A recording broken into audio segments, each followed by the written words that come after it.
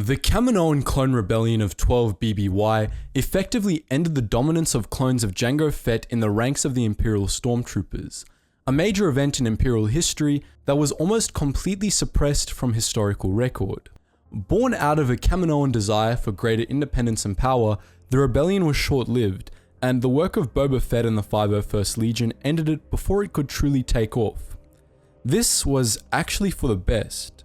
If they hadn't succeeded, it could have had dire consequences for the galaxy at large.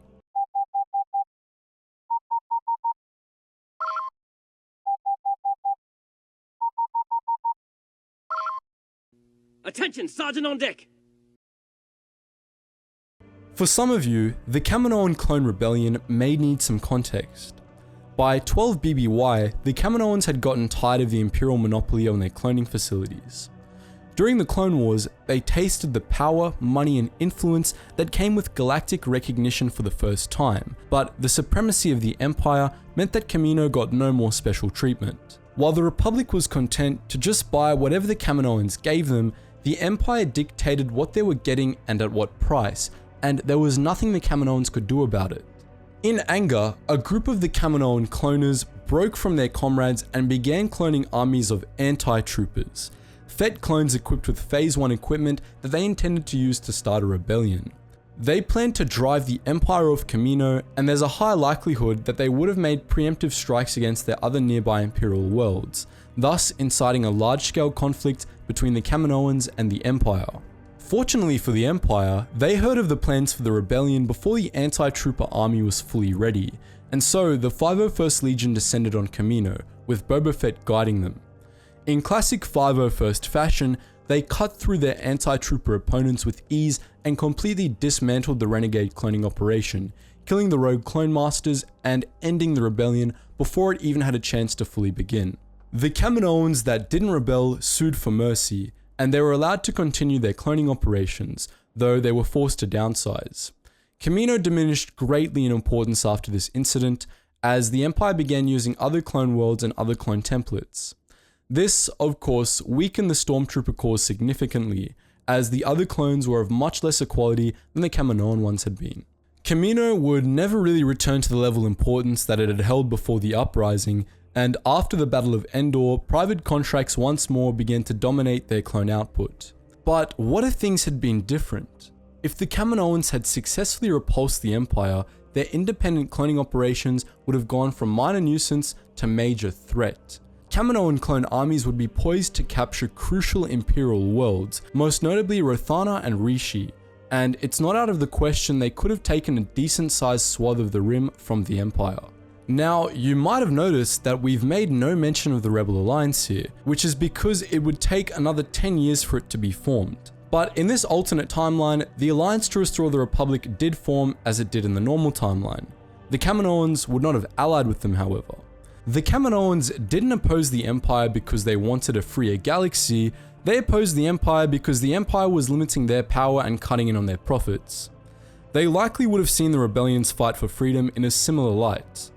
After all, the Kaminoans were very authoritarian themselves, and their views on the rebellion likely would have lined up a whole lot with the Empire's. In this alternate galactic civil war, the Kaminoans would have fought against both sides, and there's an uncomfortably strong possibility that they could have won.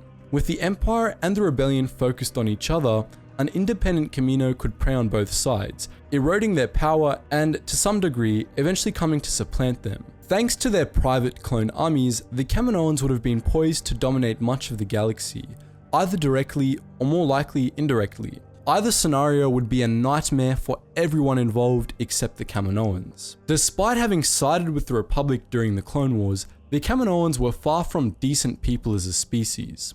They were brutal to their clones, as we've discussed in other videos, and their primary motivator in siding with the Republic was credits. They were paid exorbitant amounts of money to side with the Republic, and so they did. They were ruthlessly profit hungry, and though their products often lived up to the prices the Kaminoans charged for them, that doesn't excuse it. To truly understand who the Kaminoans were as a species, we need to take a look at their history. As you could probably guess, Kamino wasn't always a water world. As the Kaminoan species developed, they eventually built up a society for themselves on dry land across a large number of low-lying continents.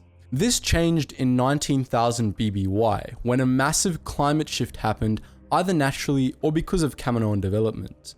Either way, Kamino's ice caps melted completely, drowning the continents and threatening the Kaminoans with extinction. Kaminoan society was forced to change drastically in response to the Great Flood. As their continents began to disappear, they built up the first of their famous stilt cities in order to escape the flood, and these cities saved them from extinction. Their culture and way of life was altered greatly as a result of this, but the Kaminoans took it a step further. Some of them began to see that there were natural traits that had aided in this adaptation, and some that did not. As a result, the Kaminoans began culling their own species, euthanizing anyone that they deemed unfit for reproduction, and extensively altering the genetics of those that they didn't kill. They took evolution into their own hands, forcing change across what remained of their species across a few generations. They did what they believed they had to do in order to ensure their survival as a species. This is how they became enamored with cloning. Their new cultural focus on genetics naturally led to cloning, and cloning was, at any rate, a necessity when it came to saving Kaminoan species that were endangered by the flood. But yet again, the Kaminoans took this further. Their eugenics and their genetic tampering went from doing what they had to do in order to survive to perfectionism.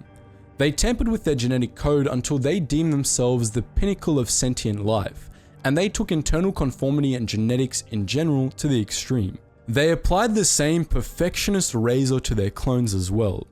Among the clones that served in the Grand Army of the Republic, there were many stories about Kaminoan genetic perfectionism, including a batch of clones that got euthanized purely for having eyes that were colored differently from their standard counterparts. The Kaminoans, of course, usually got away with this. At first, this was because next to nobody knew about them, and those that did cared about purchasing their products, not about how they treated them. Once Kamino became known to the galaxy at large, the Republic relied on them for clone production, and so nobody in the government risked ruining the contract because of ethical concerns, war being war. The Empire, of course, didn't care at all.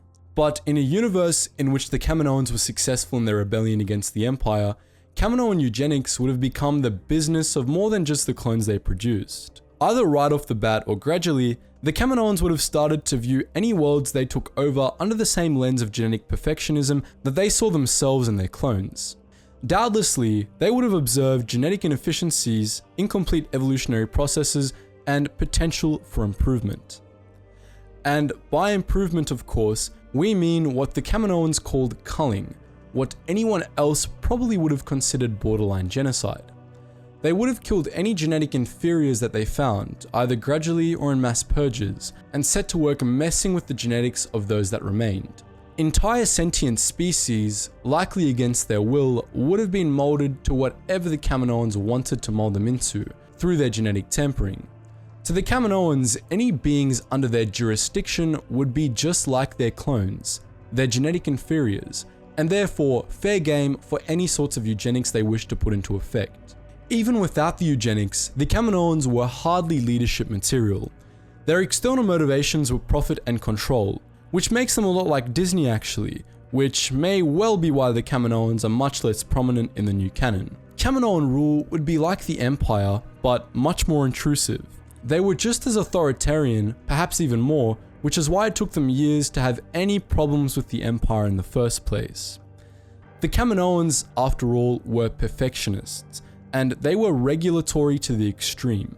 We could go on, but suffice it to say that life under Kamino would be hell. So that's why a successful Kaminoan rebellion would have been a nightmare for the galaxy. But as per usual, I want to know what you think. Did you know all this about the Kaminoans, or was this a revelation? Let me know in the comment section below. And as always guys, just before you go, make sure you check out all those cool kid links in the description below, where you can join the wider Geetsly's community on our Geetsly's gaming network, as well as all of our Discord servers where you can interact with other Star Wars fans such as yourself.